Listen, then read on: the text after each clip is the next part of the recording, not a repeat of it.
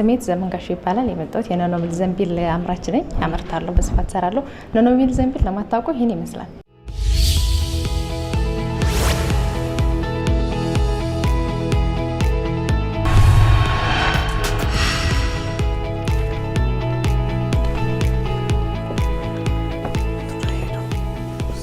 ዛሬ የምንጠቀምበት አንድ የፕላስቲክ ቦርሳ ለመበላሸት ከ100 ዓመት በላይ ይፈጃል።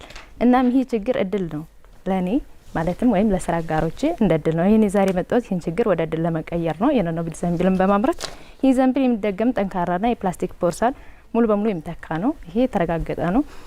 በኢትዮጵያ የፕላስቲክ ክልከላ በመኖሩ የገቢው ዝግጅት ነው። ፍላጎት እየጨመረ ሱቆች፣ ሱፐርማርኬቶች እና ነጋዴዎች እንዲሁም መፍትሄ የሚፈልጉት ትክክለኛ የስራ አይነት ነው። እንደ አጠቃላይ እኛ የምንሰራው ይሄን ዘንቢል ሲሆን አጋር ድርጅቶቻችንም ከዚህ ጋር ሎጎቻቸውን በሚሸጡ ሱቆች ሲሰጡ ሎጓቸውን ለምሳሌ እሱ ጋር ኤኪ የሚባል ድርጅት ያመረትነት ነው። ቀይ ሎጎ ስላለ ማለት ነው። ከ5 እስከ 10 ሰው የስራ እድል ይፈጥራል። ለወጣቶች፣ ለሴቶች፣ ለአካል ጉዳተኞች ስራ እድል ይፈጥራል። እየሰራንም ነው። አሁን ኦልሬዲ 5 ነን እየሰራን ነው። ማቴሪያሎችን የታገኛቸዋላችሁ ካሉ እዚህ ባህር ዳር አማካፒ ኤልሲ ያመርታቸዋል። ከነሱ እያገኘን ነው የምንሰራቸው።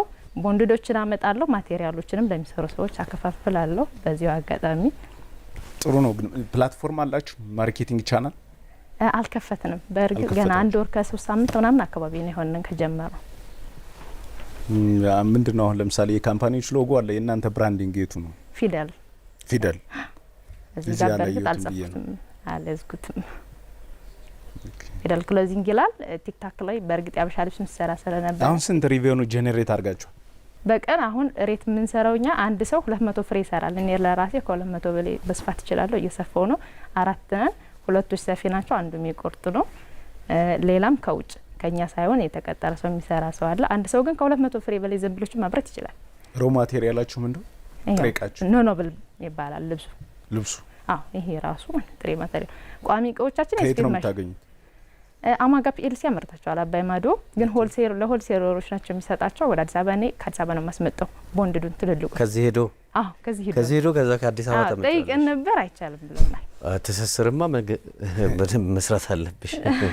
እንደኛ ሰልጥ ያው ማለት በብዛት ካልሆነ ለአንድ በመኪኖች ነው ስጋም አለኝ። አይ ጥሩ ነገር ነው መሰለሽ።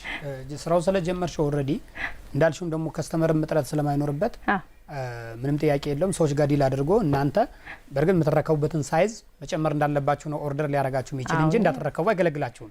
ግን አንድ ፍሬ እኛው የምንፈልገው ይቅርታ ግን አቋረጥኩ ከ5 እስከ 10 ነው በሳምንት መጨረሰው አንድ ቦንድድ ማለት ያ ደግሞ በሲኖ ነው ለሆድ ሲራጭ በተሳሚ መኪኖች ሙሉ ነው የሚወጣው። ኤኒዌይ እሱን እንዳለ እሱን አመቻች ነው። ሁለተኛው ግን ከሰራሻቸው በኋላ አሁን ቅድም ሲነሳ እንደነበረው ስታቱ ምን ጋር እንደሆነ ታውቂያለሽ። የነሱን ሎጎ አስቀመጥሽ፣ ሌላውን ነገር ሰርተሽ ጨረስሽ። ከዚህ በኋላ ይሄን ገዝቶ ወሰደ ሰማን የማን እንደሆነ አያውቀውም። ነገር ግን የናንተ የሆነች ቦታ ላይ የገዙትን ሰዎች ሎጎ ወይንም ሌላ ፕሮሞሽን እንትናቸውን ሳይቀንስ የሆነች ቦታ ላይ ግን የናንተ ሎጎ፣ የናንተ ስልክ፣ የናንተ ኢሜል ግን መኖር መቻል አለበት። ለምን ኦኬ ለካ የሚሰሩ ሰዎች እነዚህ ናቸው ማለት ነው ብሎ መደወል ያለበት ለማን ነው? ለናንተ ነው። ላስመረታቸው ሰው አይደውልም መቼ ምን አግብቶት።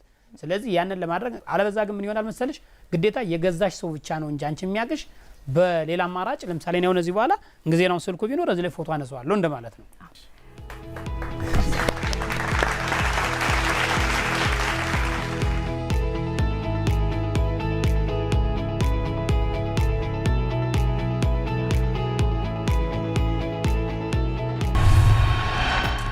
ባንክ ደስ ይላል። በተለይ ደግሞ ቢጫ አይኑ ማግኘት በጣም ደስ ብሎኛል። በጣም ዩቲዩብ እከታተላለሁ፣ ሰማለሁ። ደስ ብሎኛል። እንደማሸነፍ እንደማም ከቀድሞ በተሻለ